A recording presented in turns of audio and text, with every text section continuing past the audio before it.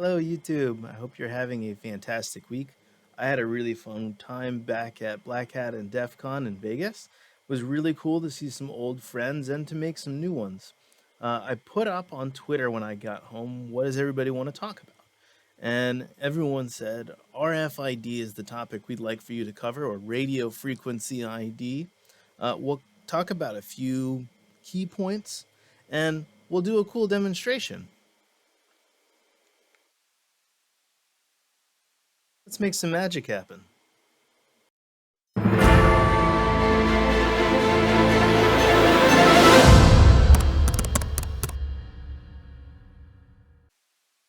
So, what is RFID? In short, it's a programmable radio transmitter that is powered by some external reader, meaning it doesn't have onboard power, at least in most cases. NFC, sometimes it's powered by the phone, um, but that's the same for just a few others. Let's focus, though, on RFID that we might find for door access. Right before the intro, I scanned my hand and it output a code on the scanner. That was a random code I assigned to my Dangerous Things implant that I got for educational purposes. Uh, but let's do a demonstration to show how different codes might represent a different event happening. Normally, that would be a different user accessing a door, so a different log saying Bob or Susan was at the door. But for today's demo, this is a Savi's Workshop lightsaber. Savi's Workshop at Disney lets you pick individual components and customize your lightsaber. The final, the final piece being, of course, your lightsaber crystal. Essentially, you get to choose your color.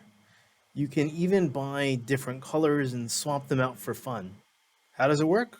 Well, upon closer inspection,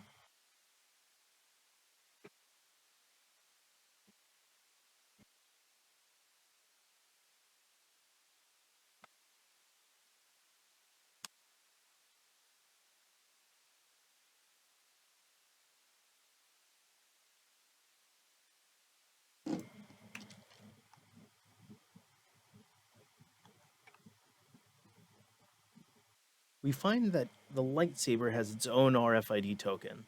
So the color is represented by a number.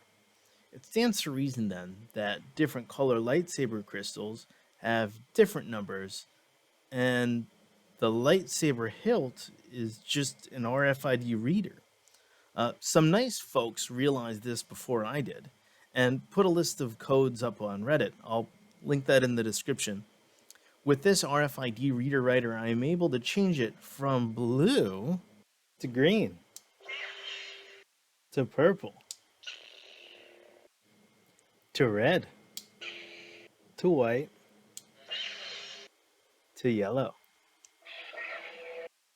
And finally, back to blue.